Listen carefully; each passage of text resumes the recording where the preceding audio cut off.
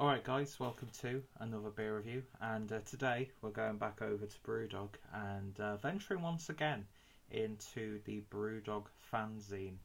Not too sure what number this is. I did cancel mine initially after, I think it was either 2 or 3 boxes. Basically, if you subscribe, it's 3 beers every fortnight. And not only do those beers get sent out in can form, but they're also available at the Brewdog bars. And I think what they're doing with this sort of series is they're just trying to get sort of what they did with the prototype style beers, where they're gauging opinions and then obviously doing something about it. Now, I thought I'd give them another go, mainly because even though I'm a little bit late, well, I am late to the party because it was the box before this one, they were doing like an Imperial IPA version of Elvis Juice. And I was like, oh, I may have to resubscribe so I can get my hands on it, because Elvis Juice is one of my favourite beers. But yeah, unfortunately, that's not the case.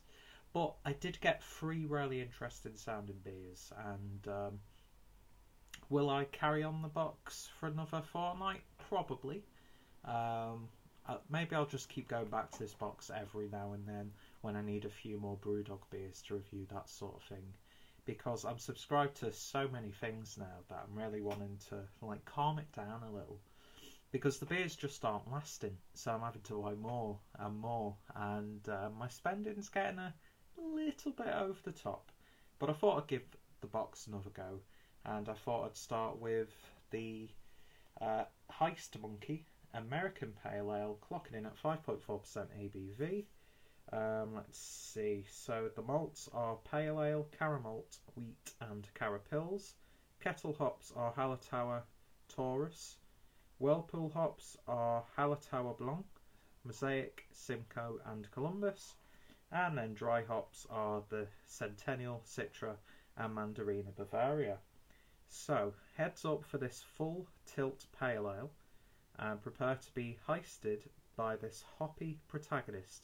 Aggressively dry hopped with Mandarina, Citra and Centennial, this monkey means business. Citrus and pine hit home in volume, layered over a biscuity backbone. Then hold tight for the bitter finish. Heist Monkey, stick it to the man. And yeah, IBUs are 45 and the ABV is 5.4% ABV, well, 5.4% obviously.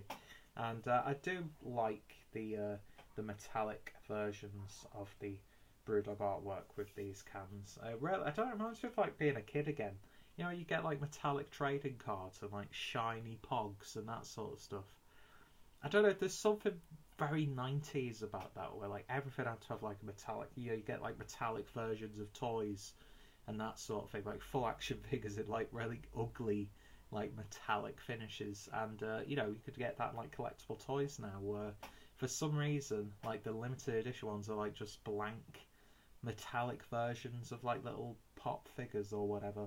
But yeah, I do like it. It's just a weird little thing. Probably nobody else will get that same impression. But yeah, I do actually really like it. So anyway, without further ado, let's get this beer opened and see what we get. I've slightly, I can smell it from here, I've slightly improved the setup. I've actually got not the best microphone. It's the microphone I use when I do hangouts. And got the lighting somewhat nice. Of course, I've got a nice little stand, which is essentially a candle and then a antique watch box, because you know I invest a lot of money into this channel. But at least I've got brand appropriate glassware, and I seem to be generating spit as I'm talking, so we're off to a fantastic start. But anyway, let's see what we get with the beer. So another pale ale from Brewdog. Not gonna lie, some of the hoppy beers I've had from fanzine boxes haven't really been you know, amazing. Solid enough beers, but just not really blowing me away. So I'm looking forward to seeing if this can change my mind. But let's align that properly. Look at that, it's beautifully professional. And that's why you guys come back time and time again to watch my amazing videos. So because I've got a referral link to share, and I'm going to haul that out because that's what I do on the channel. It helps me out, and it also helps you out because I think you get some sort of incentive if you use that link. I'll put it down below if anybody's interested. If not, fair dues. So, beer in a glass, and yeah, that is pretty much what you'd expect from a Brewdog beer. Crystal clear. It's got a lovely sort of amber hue to it. It's got like a sort of like classic IPA look to it. Yeah, nice deep amber. Beer poured with, well, it's got no head at the moment, so let's off camera twizzle it because it always looks odd when I do it on camera. Looks even weirder when you see just one arm shaking off camera down towards my crotch area, but oh well. And yeah, it's a white head, well, with like subtle beige to it, so it's not a brilliant white or anything like that, but yeah, it looks like what you'd expect from Brewdog Pale Ale, as weird as that sounds. But yeah, so let's see what we get on the nose.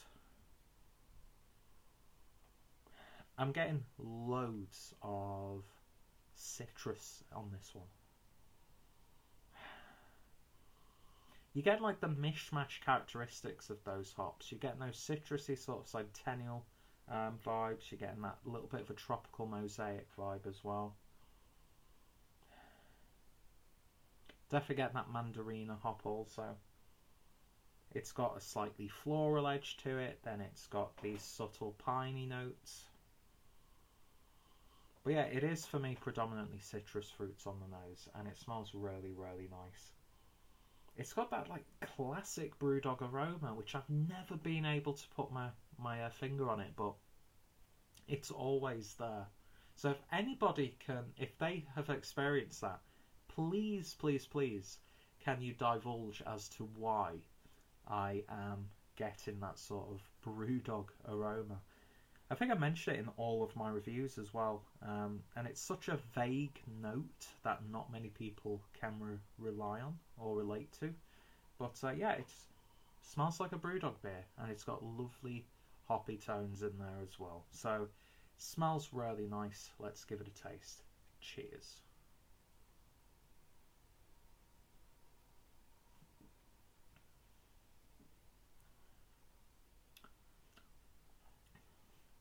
And it's a nice, simple pale ale, by all accounts.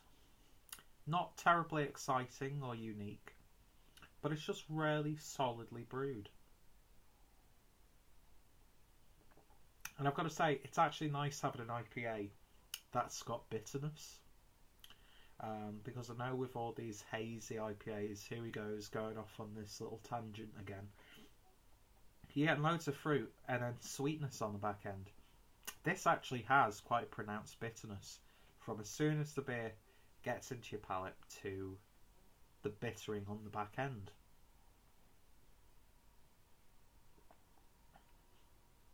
But then it has that sort of thing where there's so many different varieties of hops in the beer at different moments of the process, where you almost get the feeling that some properties might be cancelled out from hop to hop, or some hops might clash with others, leading to mask over specific hoppy tones you might get with another hop. But they all come together really nicely in a satisfying hop bitterness. Lovely light body. It's crisp. It's clean. It's wet. It's refreshing. And yeah, it's a nice, simple pale ale. And that's really all I can say. It's one of those ones where you've tasted the beer time and time again. Without sounding like a dick, this is sort of like reminding me of like an actual proper version of Dead Pony Club. Whereas Dead Pony is like a pure session. This is sort of like an amplified version of it. And I actually get that a lot with some of the Brewdog Pale Ales and IPAs in general. But yeah, it's got lovely, bitter, resiny, oily West Coast vibes about it, which is something that I do really enjoy. So it's got that going for it. But when you're spending like £11 every 2 weeks and one of the beers ends up being like this and not being too dissimilar to what you might have got like a month ago, it sort of like loses its shine a little. But if you just wanted a beer just to knock back, then you could do much worse than this. It's not a bad beer by any stretch, it's just really not too exciting, and there's really nothing too unique or experimental, where you'd like to think a series like this would be, it would give Brewdog like full reign to be as in your face and as expressive and creative as they can be. It's just a little bit too safe, is essentially it. If that can be seen as a really big negative, then so be it, but I don't really think it's that much of a negative. In terms of a rating, I would give this a solid 7 out of 10. Would I turn down a 4-pack of this? Hell no. Do you know what I mean? I'd happily devour a 4-pack of this, and I'm just loving the actual bitterness of the beer, so it's definitely got that going for it. But yeah, Heist Monkey, American Pale Ale, 5.4%. I'm going to give that one a 7 out of 10. If you've tried it, then let me know your thoughts and opinions down below in the comments. What have been some of your favourite beers from Brewdog's Fanzine project?